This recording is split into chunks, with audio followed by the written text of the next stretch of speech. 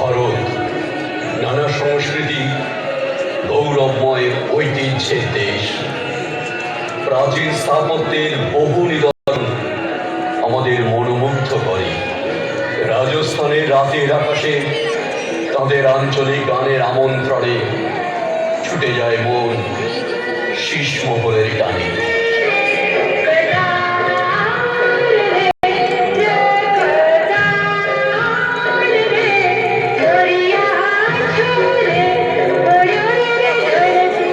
রাতের জোছনা গায়ে মেখে শীষমহল হয়ে ওঠে অপরূপ সুন্দর।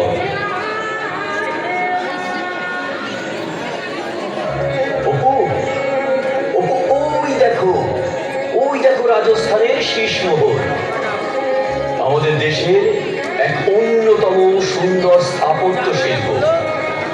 এটাই শীষমহল? কি সুন্দর বাবা! শীষমহল কে বানিয়েছে?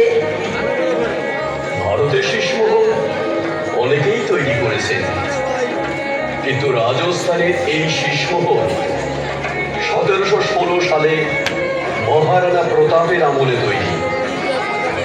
এই শীষমহল তৈরির পিছনে একটা অসাধারণ কাহিনী আছে। কি কাহিনী?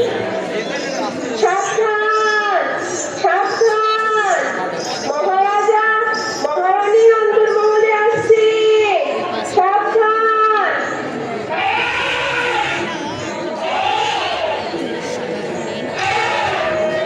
কি ব্যাপার মহারানী আসবার, তুমি নাকি আমার উপর অভিমান করেছ? মহারাজ, রাজ্যাভিষেকের আগে আপনি কথা দিয়েছিলেন আপনি আমাকে দেশ বিদেশে ঘোরাবেন। সে কথা আপনি ভুলে গেছেন।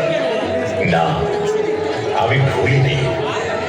আসলে রাজা হওয়ার পরে এত কাজের চাপে আমি সময় পাচ্ছি না।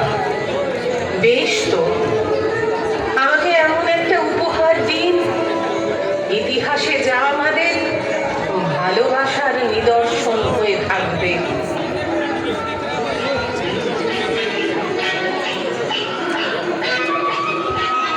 মহারাজ রানীকে উপহার দিলেন উজ্জ্বল রত্নখচিত নানান রঙের কাঁচ দিয়ে তৈরি এক মায়াবী আলোর প্রাসাদ, যার নাম দিলেন শীষমহল। আজ উদয়পুরের বাতাসে কান পাতলে ভেসে আসে ভালোবাসার সঙ্গী।